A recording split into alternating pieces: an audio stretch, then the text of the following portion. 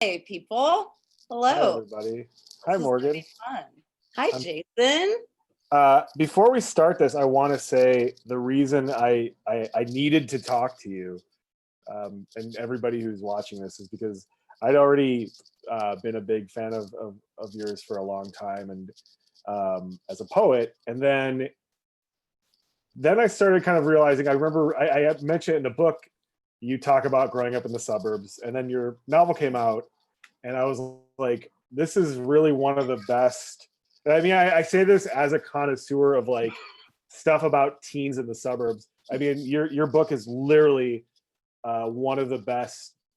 I don't read a lot of YA, but like if I did, I would still put this on like one of the best teens in the suburbs experience books, movies, etc. It's in the canon. You're in the canon, in my Thank opinion. you. Yeah. I mean, there's not like a big canon of, Black teens Yeah. listening to emo in the suburbs. So, Not yet. hopefully there will be more. Yeah. Yeah. And it's funny too. And I kind of want to talk to you about this, like writing about the suburbs. Like, what are you actually writing about, and at least putting it into novel form was really hard because my editors and agents were like, okay, this is great and it's beautiful and like we can really see it, but what is happening? And of course it was like, you're a poet, you have never learned to tell a story. But it also was like, did you see that they were like anxious on the curb of 7-Eleven? Like that is action, there's nothing else going on. Well, so how do you kind of think about writing about that kind of blankness of the suburbs? I mean, that was something with my memoir I really felt challenged by because I was like, for me, my time in the suburbs was really traumatic for just a whole host of reasons. And I had thought about all of the literature I'd read and all of the things I'd watched about the suburbs. And like, I don't know if this is just me or if this is just like a very deeply ingrained American thing. But I find that almost every suburban story, it's just even if you're not looking for it, you're gonna find metaphors. And I talk about that with John Hughes movies. It's like you're not really looking for a story about class, but there's all these like things of like wrong side of the tracks kind of stuff. And when you read a Cheever's story, it's like the swimmer, which I talk a lot about in the book. It's all metaphors. It's all about, and I basically wanted to make sure that in writing nonfiction about the suburbs that I strayed away from letting myself slip into like getting too much into like what does it mean, and like I really wanted to uncover what it actually meant. And that was really important to me. I wanted actually to ask a little bit more about what the process was, because I mean, the book is really well researched and there's such a variety of references, which was really exciting for me. It was like you went to a bunch of different genres and also like a bunch of different areas of the bookshelf. But it also felt to me, just as a writer, knowing what the process from proposal to book is, it kind of felt like something that you maybe couldn't have planned the way it turned out. So I'm kind of wondering about like what was the original proposed idea and what were some questions that you ended up with that you didn't expect? Well, I definitely think initially I looked to be more, I wanted it to flow more. Like I wanted it more to be, I want to say narrative, but it was definitely like, and I think I actually retained a little bit of this, but like more of a history essentially. Like, but the way I would write a history where there's a lot of critical eye kind of turn to certain things, because I think you need that, especially when talking about the suburbs or something like that. And I think, being able to have the sort of room I got to do that, like kind of telling my publishers at Coffee House, like, hey, I kind of have this idea, but I was kind of upfront. I'm like, it might kind of morph and get weird, because I kind of tend to morph and get weird sometimes. And it just, it was just sort of like arms growing out of the story from different places where I wasn't expecting it. And I was like, you know, this is an avenue I'd rather go down than kind of veering down this one normal street. I'm not trying to sound too No, like no. heady about it, but like it was one of those things where I was like, oh, I didn't think about this way, but Mm, now I am, so I need to kind of go revise what I'm doing. Um, and so it was just a lot of different twists and turns because I definitely went into this with my own set of ideas. mm, Um, but the one thing that kind of stayed true was like I was like, I don't want to sugarcoat anything because that's just not what I do. And um, you know, just trying to be as like, if there's something that I was uncomfortable with that I needed to keep exploring, that I would mhm. keep doing that. And you know, I did. But you know, the really big thing was, you know, just the evolution of it, which I found really interesting and I wasn't expecting. Yeah. And I'm really happy that Coffee House let me kind of do more of like an essay thing. Yeah, and it does, like you said, it does follow as a history just from a lot of different angles, you know. Um, and your perspective is like really important to it. So that was one of the things that, and I mentioned this to you, was really interesting for me. I mean, obviously, I kind of have an idea of what, you know, white male perspectives of the suburbs are. Yeah. Yours would be different, slightly different from what I'm familiar with, but also just my experience of the suburbs is so different because it has to do with outsiderness Yeah. versus comfort. And yeah, I just feel like the Black suburban experience is kind of the opposite.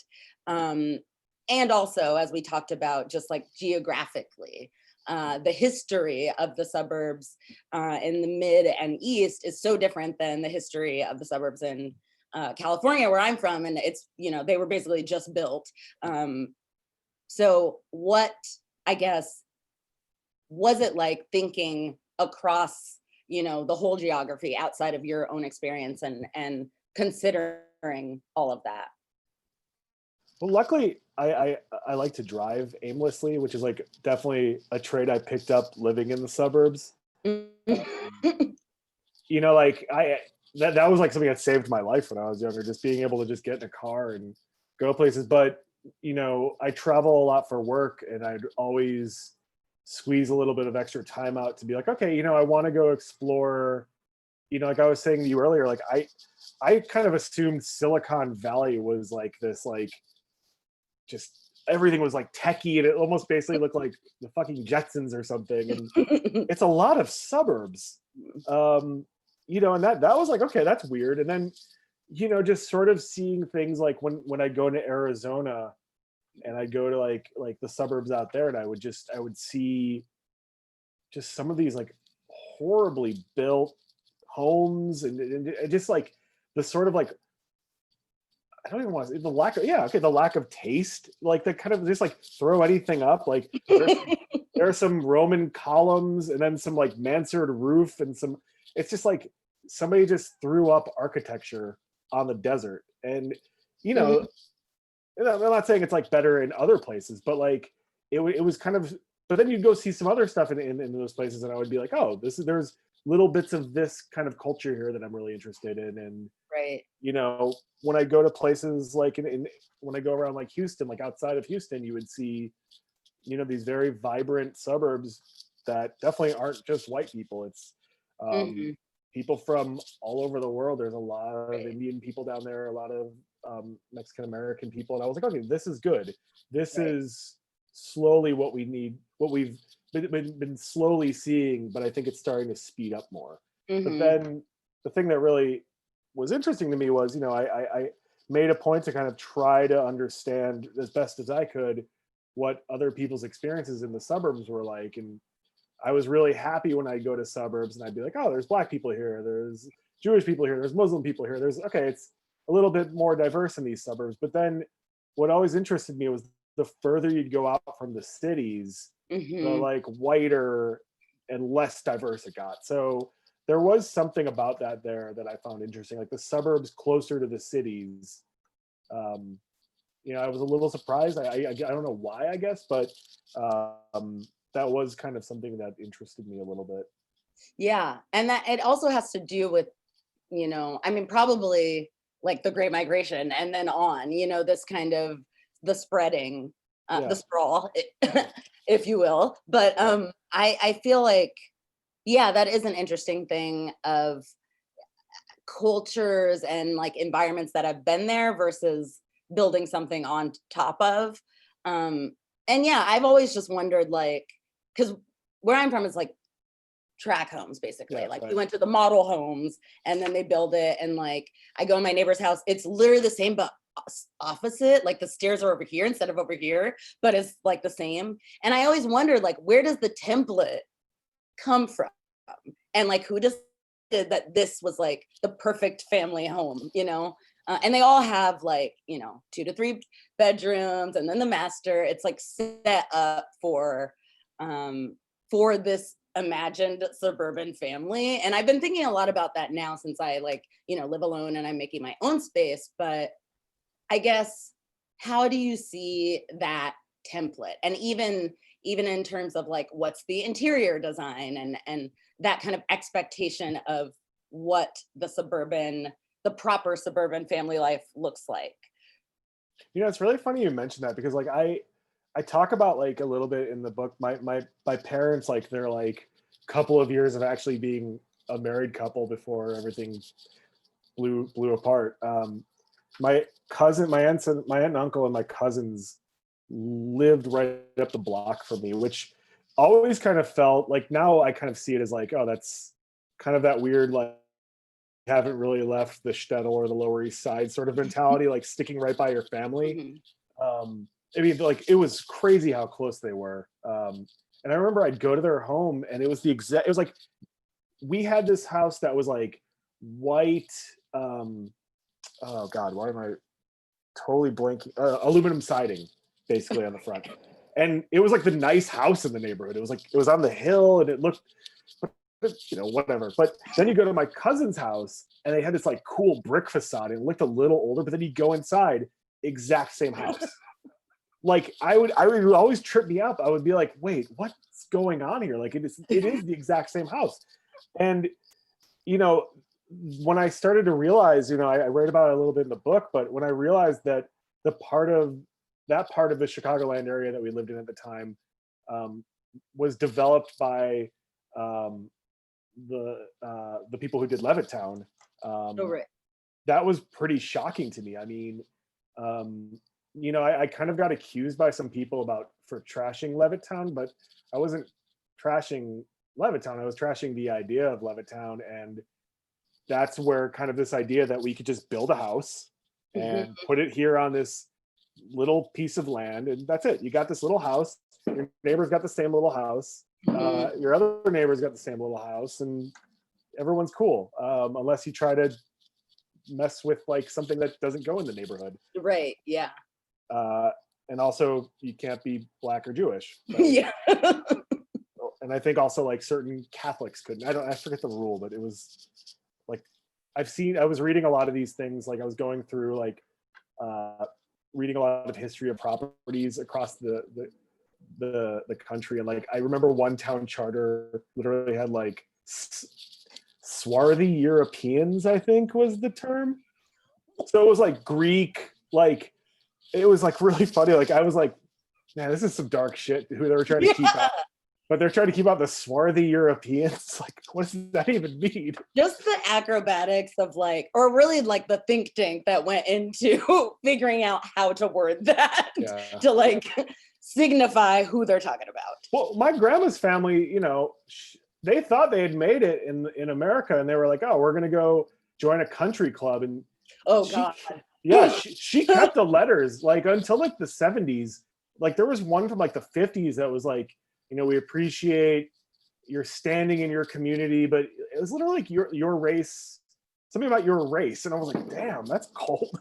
It really, and those country clubs are like really behind. Yeah. I know I had a friend who his family lives outside of Philly, and his Oh, dad belonged to a country club that did not allow Jews until I yeah. think like the 90s. And it's like, it just is absurd, that people, but I think it's people in the suburbs in particular that are so eager to like hang on. You know what I mean? I think there's something where they can't, it's hard to progress. It's like, no, we must, like, nothing can, I guess, come past this fence, you know?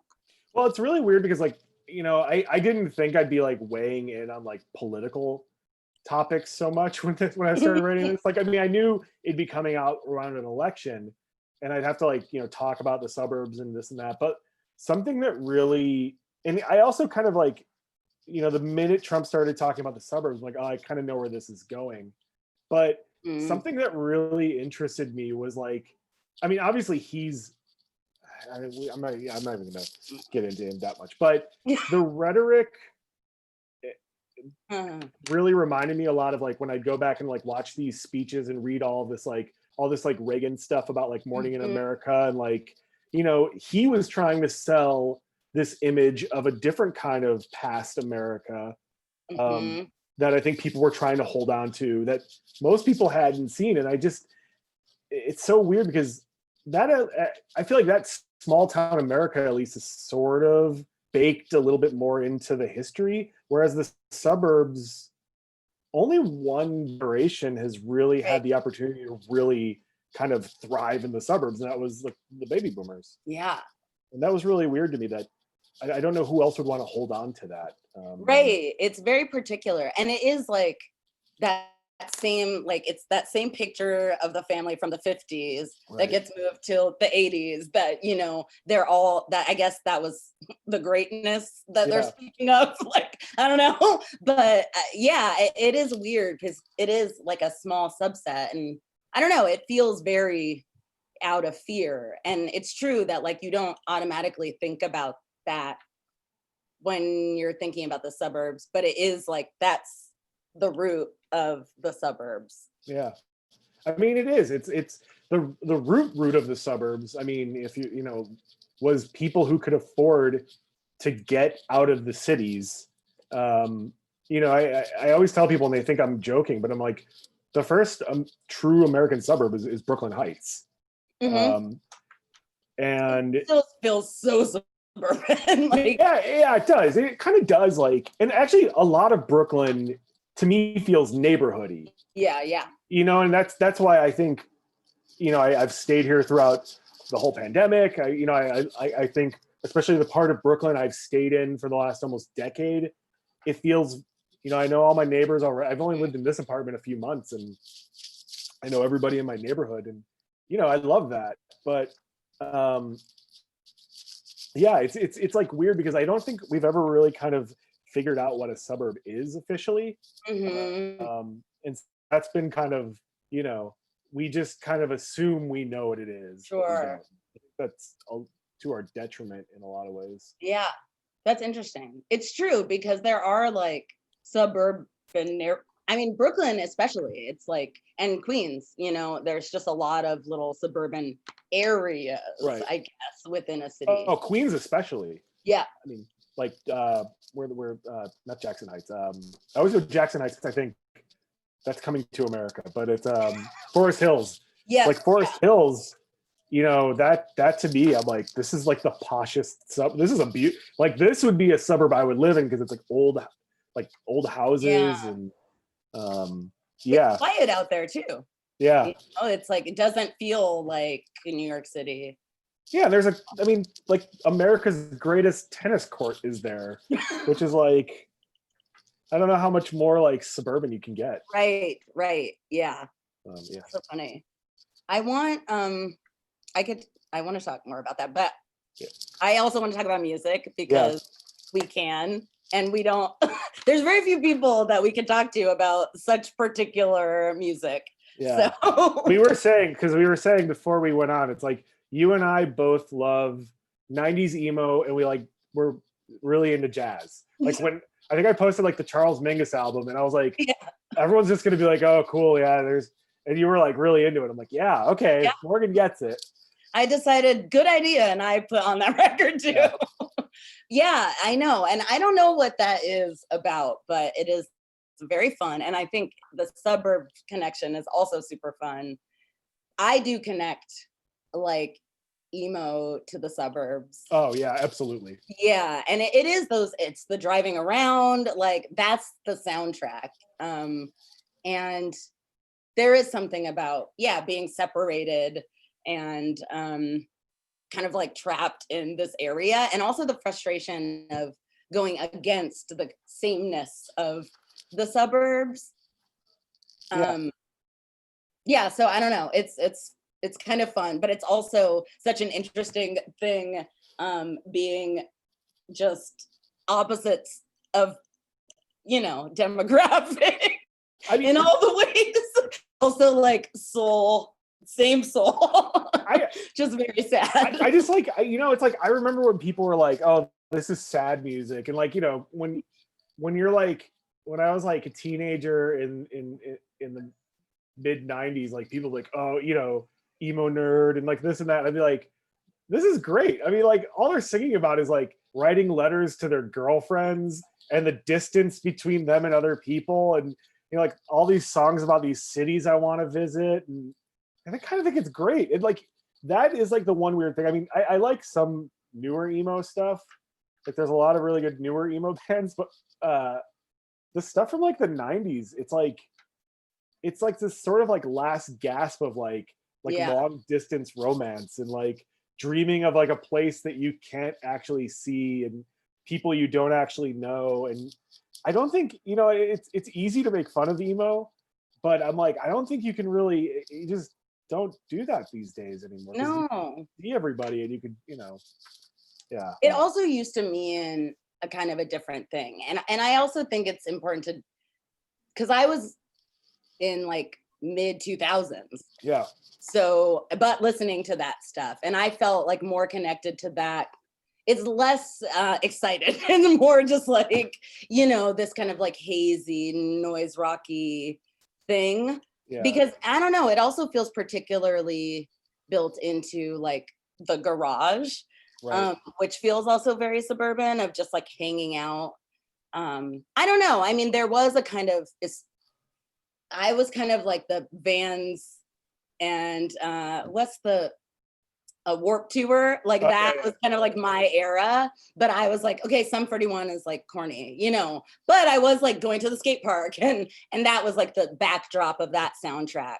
And it's just funny, the shift, but it also, I think, feels appropriate. I think I got super lucky because like I really like the time I grew up in, and I think the culture of that time like really, whether it was like punk stuff or it was rap or it was whatever, it informed me, and it kind of, I'm the way I am because of all the stuff I got into when I was like 14 and 15 and 16. And I don't know if I would be, I think the place I was in and being so bored kind of was like the reason I kept being like, I need to keep finding stuff that not only excites me, but also totally is not of interest to all the douchebags I don't like. Exactly. Yeah. Of like, well, also, yeah, I don't know, finding something that no one else could find. And also like the comfort of knowing that it was out there. And it's true that I think it would be different for me now. And I also didn't have any like cool older friends because I was going to like Christian school and, so no one had the music. They didn't have the music. So I actually, and this is weird, but I would spend a bunch of time on Amazon because Amazon had kind of just started, just like reading reviews and like learning about bands. And then I guess Pitchfork started a little bit after that, and reading all these blogs and following live journals. Like there was research involved, digging that stuff up, which you're right. I think it would be a different thing now to just like have all of that, all of the resources. Yeah. Yeah. I mean, I get it from my wife a lot. I learn a lot about this because she's 7 years younger than me. So she's like firmly millennial, and it's like a big joke. Like I mentioned, like, if you follow me on Twitter, I like talk about this like once a week, how I'm like the border year of Gen X and millennial. And like one day I'll be more old man Gen X, And then the next day I'm sort of like, I feel a little bit more millennial today. But you know, like the I always was like, oh man, it was so hard being a teen when I was a kid, because you'd have to like figure out a way to go to the city, and you'd have to figure out how to get, you know, and my wife would be like, I had to like beg my parents not to like turn out or like pick up the phone because I was downloading one song. I waited, and I'm like, yeah, you know, that's hard. True. That's hard. I get that. Like Yeah. I could imagine like being in the middle of downloading that one song, and then somebody picks up a receiver and it's over. I used to do it in the middle of the night. Hi, my mom is here. Hi, Mom. I used to do it in the middle of the night because I had insomnia, and then I wouldn't bother anyone. And it would take like 8 hours to download Interpol. Yeah. Just a mess.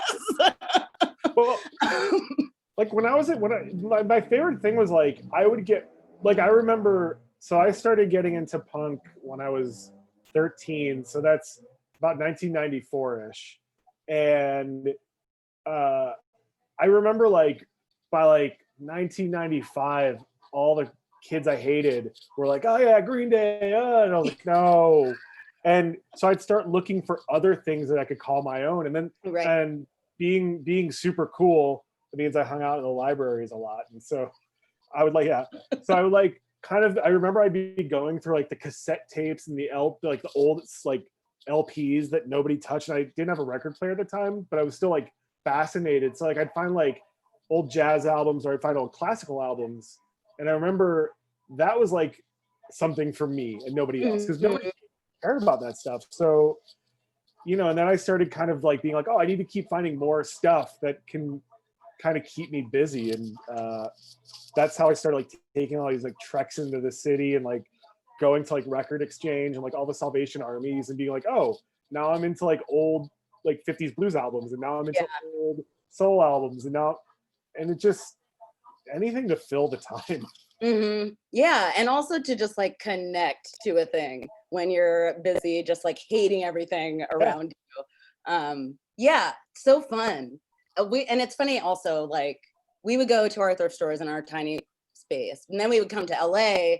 And it's funny now living here because we never went anywhere. Like we got off the 101, and there's like an In-N-Out and the Out of the Closet thrift store, and we always just went there. That was all we did. That's like all you need, really. Like what else do you need though? I know, but we also were just like, we don't know what else there is, like unless we're going to a concert. It was like this kind of, I guess this is LA.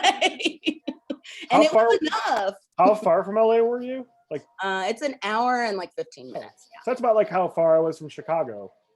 And like but it still felt like a big deal. Oh yeah. Oh my God. We would go, I remember we'd get off the exit on Fullerton, which was where this like, I grew up going to this bowling alley to see all the punk shows and all the shows I went to. And it was, you know, back then it was still pretty like, the area it was in was still not great. And, you know, it was still pretty dangerous. Now it's like super like bougie and like Michelin starred restaurants and stuff. And but I remember just like this like utter thrill, just being like, yeah, here we are, you know, like we're in the city. And I couldn't like let that go for like 2 days. Like I felt like I could like, I was like the toughest person I knew, just because I literally like walked half a block from a car to a bowling alley and like, yeah, I'm in the city. Experience the world. Yeah. Like I am a man of the world. It was like proto Anthony Bourdain. I've seen everything. And I know where the best hot dogs are. Like, those are important things. They're important things. It's so funny to mention like just when other people catch up and then having to like ditch that thing and find the new thing. I did that with, yes, ties, clip-on ties. It was my thing. I remember you used to wear, like that was recently though, right? Like, yeah, okay, this was I wear ties now. Yeah, okay, because I did it for a long part of my life because I wore them in like middle school, and then Avril Lavigne happened. And I remember I went into middle school one day and someone was like, oh, Avril Lavigne. And I was like, what the like basically like, what the fuck you just say to me? I ripped off the clip off tie and threw it in my locker. And I was like, this sucks because I liked this look on me, but now I can't be associated. Well, when I was in high school, and this is this weird thing that where I lived as a kid, if you went on its Wikipedia page, I think it still might be up there. It literally said the town did not have any Black or Jewish residents until the 1990s. And I'm like, that's funny because I remember living there in the 1990s, but I also was like, I was very like out of place because I'm, like an anti-Semitic caricature, and I always have been. But like, I got really into, because I was going to thrift stores all the time, I would always find just like all these like dope, like old school 80s, like waspy, like just all the Lacoste, like the pink Lacoste shirts. And this was like way before now, like where it's like, oh, you can find those colorways all the time. I was like getting these like weird color polos.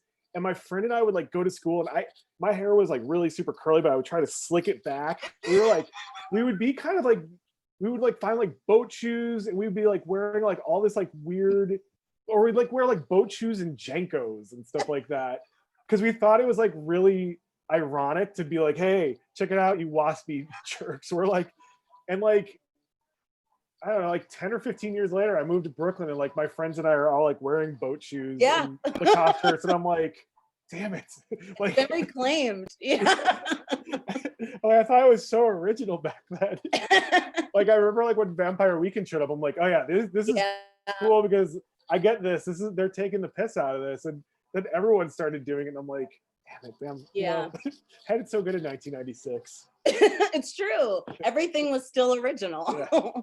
But yeah, it's funny. I was really into not the kind of jazz I'm into now, but like big band. I had a very big band, and like, and I guess that is also from like vintage stores and thrift stores and just like crate digging. And all of a sudden I'm like wearing gloves and listening to Duke Ellington. Like, but that was also a thing where it's like literally no one I know is gonna be into this. Like, this is my thing, my look, it's always this like trying to forge some kind of expression or like access some kind of self that feels more correct, I guess. When I was a kid, we lived not too far from this there's this there's this summer festival in the suburbs called Ravinia, and it's beautiful. It's like, I think it's the oldest outdoor festival in America. By the way, there's a car blasting music outside. If it bothers you, let me know. But we would I remember one year I went with my friend's parents, and I think that's where I saw Dave Brubeck. And I remember going there and being like, oh, this is nice. Like all these like Volvo station wagons and sort of like this very like liberal, nice suburban, like kind of like, oh, this is the smart people in the suburbs. This is like the culture. Like, oh, they're drinking wine. That's fascinating. And I remember just thinking, I was like, this is kind of nice. And I just kind of fell in love. It's kind of like, I wish I could say like, oh yeah, man, I love Supreme. That was like what really got me. But like seeing Dave Brubeck and also like the Vince Guaraldi soundtracks for the Peanuts movies. Totally, like, yes. I was like, oh, I need more of this. And that kind of led me to kind of like seek out, I would like go to the library and I would find just like all these different like Duke Ellington albums. And you would see, oh, Duke Ellington, who literally had everybody play with him.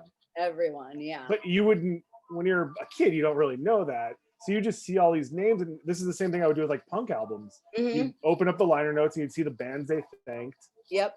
And you would just be like, okay, well, I need to find John Coltrane. And then you'd be like, okay, well, I need to find Eric Dolphy, or I need to find, or you go like get a Rancid CD and you'd be like, oh, I need to check out Bikini Kill, or I need to. Totally, yeah. And it just, I was just always like, next thing. And I still kind of am. So which I guess is good. Yeah. I mean, why not? And there's all this information out there. Yeah. Yeah, it's good to be curious. I agree. Yeah. Okay. I know that we have to start taking questions soon, but I haven't been looking. I haven't and either. So I'm not. There haven't. There are any? Oh, okay. A lot of good comments. Questions Okay. Well, just, send your questions. We'll Yeah. answer them. So okay, now I do want to talk, because I did mention this, but I've had the book open here, like I could show it to you. I've had it open, your book open for a while, because I love, and I actually had I mean, I've talked about this in a few interviews. There's that line on page 13 where you say, the best way for me to describe our little Southern California town is nothing surrounded by something. And it's in quotes. Is that your quote? Because that's yeah. I love that, because that's just the way I felt about, I like, one of my best friends is from Texas, like outside of Austin. He kind of, like describes this sort of like Linklater-esque sort of, Yeah. and like I kind of like, I have friends who like are from like parts of Florida who it's the same thing. It's like, I feel like that's like the perfect summation, because even if there is anything, you don't really know about it. Totally. Yeah.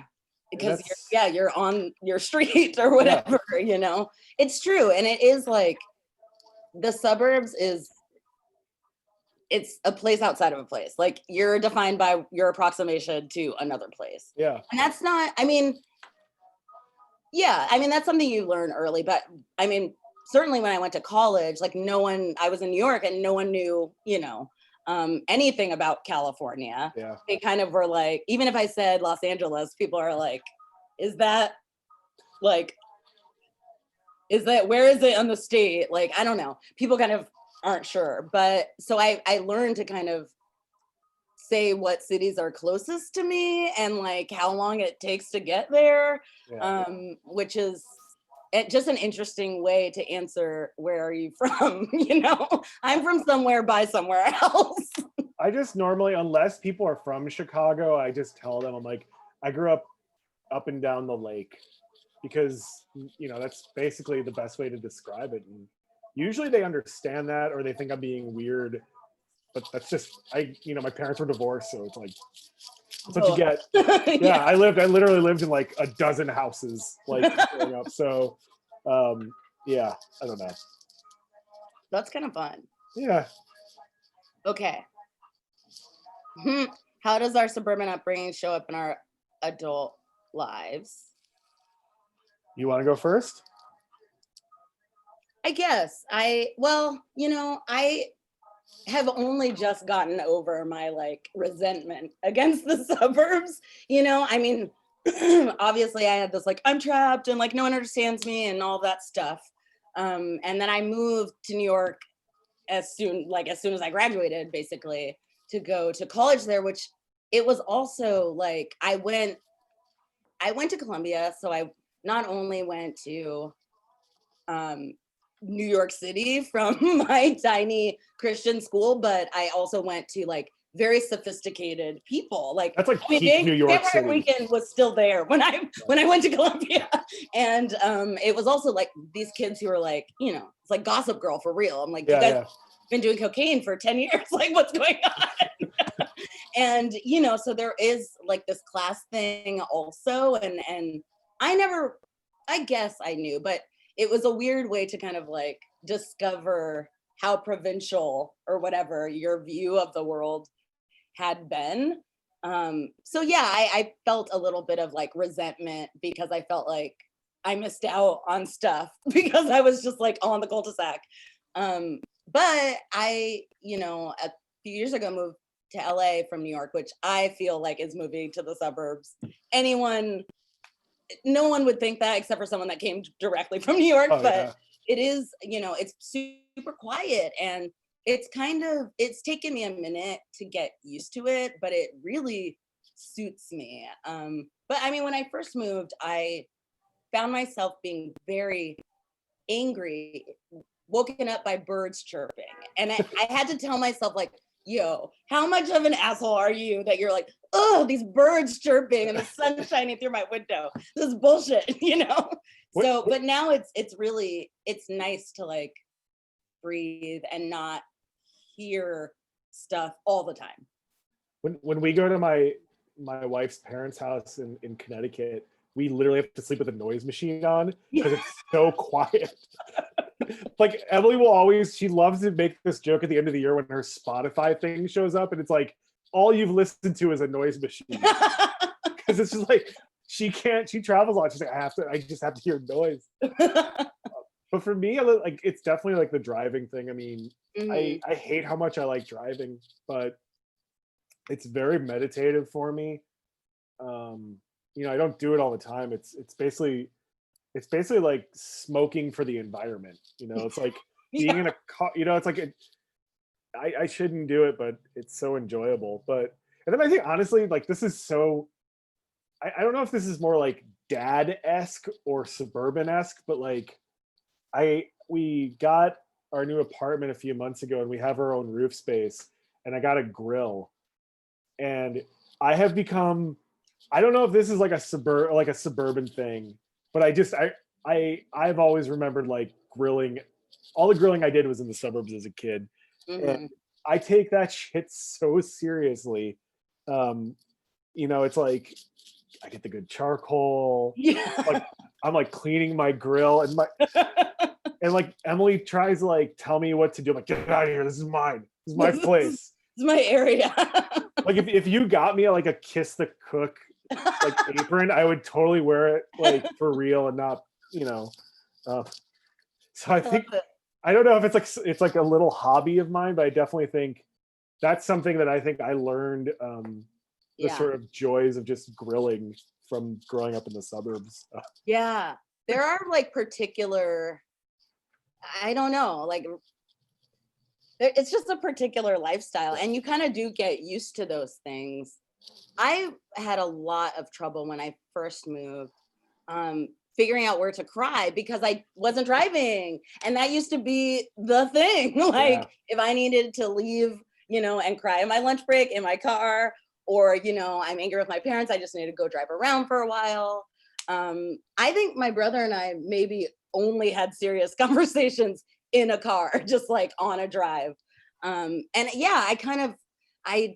not the same on the subway. Someone said everybody cries on the subway. I did not like crying on the subway. What I found was that the Gap is a good place to cry in New York. If you guys are interested, I've tried several Gaps throughout New York, and they're very, they don't bother you. That should be their tagline. Like, we're collaborating with Kanye, and we're a good place to cry. Right. Like I think it's a selling point. That's all we've got now. We've got nothing else. Yeah. We've got Kanye, and we've got good spots to cry. Come by the underwear section. It's really good. It's the Gap. To cry, yeah. But yeah, those are things that like you're so used to having for coping. And so it is weird to kind of, be without that and that moment of aloneness and all of that. I'm alone now, but I wasn't in the dorm, so this is different. What else is happening? Oh, okay. So much of the suburbs has been guided by government policy. Do you think from a policy perspective, we would be better off making cities friendlier to families, better housing stock, improving public schools? Ha ha ha. Do you think we'll do that? Or should we be focused on making suburbs more urban, denser, better transit, more third places? What do you think? I think it's a balance. I mean, it's all a balance thing.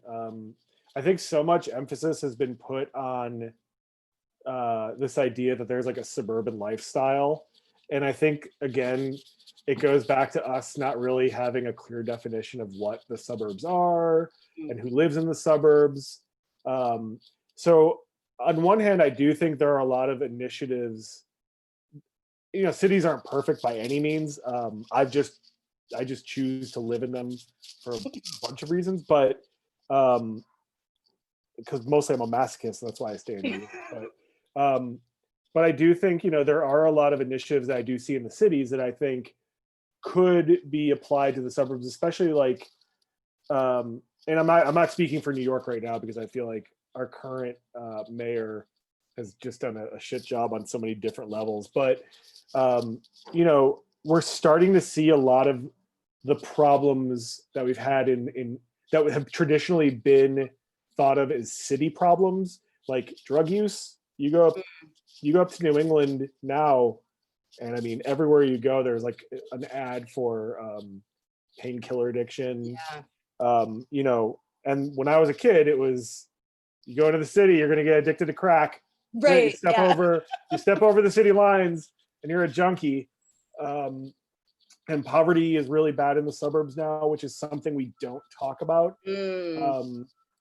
There haven't been a lot of comprehensive studies, but the studies that have been done show there is a lot of poverty in the suburbs. And that was why I found Trump, you know, saying, what was it he said? What was it? Oh, he was like, low income housing. right. Yeah. He's Yeah. like, I saved you, which he just means poor people and people of color. He doesn't mean, it's just a dog whistle. But oh yeah, because didn't he also say like you don't have to worry or be afraid or something? He used one of those words too. That was like, you know, you'll it was, be. yeah, it No was one very will like, bother you. Yeah. it was very much those people kind of, Mhm. that kind of vibe. But like, we could actually use low income housing in the suburbs. Totally. So in a lot of ways, and transit is definitely another one, Yes. because the suburbs are so car dependent. Mhm. And I'm not saying, I don't, obviously this is like human nature because people like the ease of cars. So I don't know if you're going to be able to just automatically say, hey, we're putting in more bike lanes in the suburbs. I do think it is a weaning off of this addiction to cars that America and the world needs to get better at. So I mean, there are certain parts of the city that I think could greatly improve Mhm. suburbs. I don't know how easily implemented they will be, but I do think Yeah. we need to start implementing them now if we're going to. Totally. And as for the cities, I mean, you know, I go to like Williamsburg, and I feel like I'm in the suburbs now. I mean, like it's like I can Yeah. go to J. Crew, and then I can go to Whole Foods, and that's the kind of the suburbs I don't want to see. That's the swamp. Right. But improving public schools, absolutely. I mean, we should be doing that, especially given how much like taxes people that live in the cities Mhm. from all economic backgrounds pay. The schools in cities should absolutely be better. But I do think, I don't want to say urbanizing the suburbs should be an initiative, but I do think trying to take some of what we have in the cities that's good about the cities and Right. bringing them out to the suburbs it could be good if we just did it the right way. But I'm not a policy expert. I don't know how you go about doing that. But I Right. do think it's something And we should. also, how do you change the psychological part of it? You know, like that. Yeah, that takes longer. Like the cultural kind of um, approach to what the suburbs mean to people. Um, I think it's interesting that you bring up transportation because, yeah, I mean, people in cities are used to being around other people. So, you know, they can take the bus and not freak the fuck out, you know, which is different than I need to be in my car. You know, there's not even that many people on the road, you know, like that kind of separateness. I wonder, like, yeah, what that has to do with it.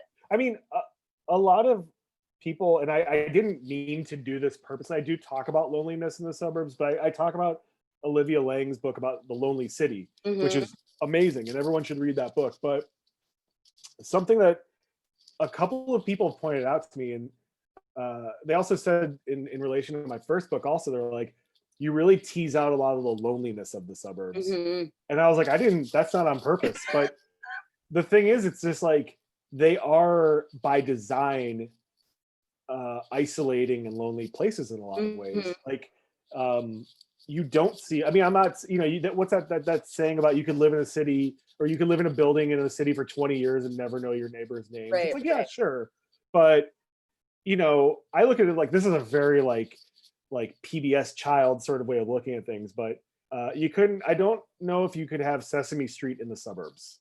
You know what I'm Mm, saying? Like Sesame Street to me is like the perfect. It's like, oh, everyone knows each other, and it's like right. you walk to the grocer, and you know you've got the guy living in the trash can, which You know, uh, but it's an important thing to learn the facts of. yeah, but you know, like in the suburbs, you can't really walk out. I mean, not all suburbs. Some suburbs you can. So I don't want to generalize, but you know, you it's the design of a lot of places makes it impossible to do that. And I Yeah. think that's made us, we're a very lonely culture, America. You know, it's a very lonely place. And I think that kind of proximity only furthers to distance us. Yeah. I think about that loneliness a lot, but mostly I'm like, I would live legit in the suburbs if I was not a single person, you know, like it would be hella weird if I did. Yeah. But, and that sucks, you know, like that sucks that I can't do that. And I think a lot about, you know, the discrimination against single humans that are adults, in terms Especially in of, the suburbs. There aren't a lot in the suburbs. It's true. yeah. And I mean, it doesn't make sense. Like they're not built for that. I don't need the house that is like perfect for the twins and the older child and I don't need the master. I don't need two sinks. You know what I mean? Like I do, but yeah. like when I shave, it's just like everywhere. Right. You need one just for beard. Yeah. One Yeah. sink for beard. The beard sink. Yeah, and I do. It is interesting because we don't really think of cities that are built only for a one demographic of unit. You know what I Yeah. mean? Like there aren't even like one bedrooms, I don't think, in the anywhere kind of near I've in the never, housing association where my parents live, you know. I can't really think of any that I saw. Or read Yeah. about. Yeah. The problem is there's too much. There's like too many bedrooms in some of these places. And Right, exactly. It assumes a lot Yeah. about people. And then, yeah, I don't know. And I guess that's kind of what I mean about seeing the like model homes, because it's like, this is where you put this. Like, this Yeah. is where you would put, you know, the man cave. And it's like already suggested to you that someone in your group desires a man cave, you know? That's why I think Arrested Development's such a funny show. It's because when they're living in that Yeah. house, it's like everything is there, but none of it's actually real. Like there's all this fake stuff. I always thought I that was love how they kind of like try to use it still, Yeah. even though they know it's not real. Yeah. Oh my gosh. Okay. I think we are going to take the last question. Uh-oh. Okay. Associating the suburbs with religiosity. Oh yeah. Oh. That's my whole shit. It's like, Yeah, it's, to me, it's like I have to think of it in the same way. But I think that's also because if we're thinking about that vision of, you know, the perfect American family, I was, you know, grown up with that picture of like, and these are good Christians, you know, so that feels very connected to me. Lots of like Bible studies. Like I know parents of my friends all had like Bible studies with the ladies in the neighborhood and just things like that. There is a kind of, I don't even know if that is what you're asking, but I associate religion with the suburbs. Yeah, I mean, I think you're asking, what are you asking? Dark foreboding. Let me. Are you seeing this question? Oh. There was a dark foreboding that was quasi-religious. I mean, for me, like my entire experience growing up in the suburbs was, I mean, my religion basically was my basis for, I think, my personal outsiderness. Like, you know, I'm first generation.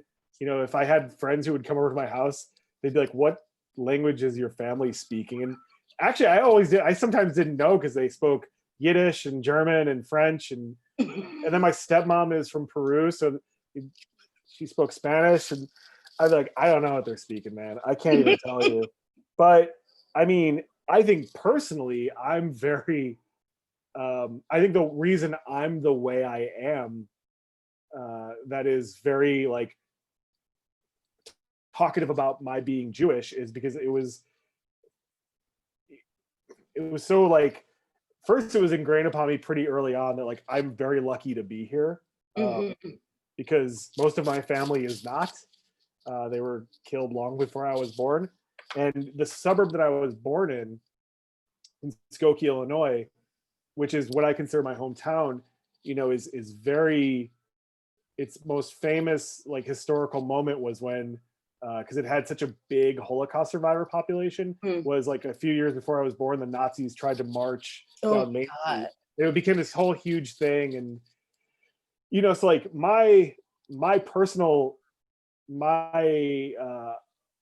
not a very religious person, but my ties to my culture are very based in my suburban upbringing. And it became definitely a big part of who I am. And I saw how it informed other people as well.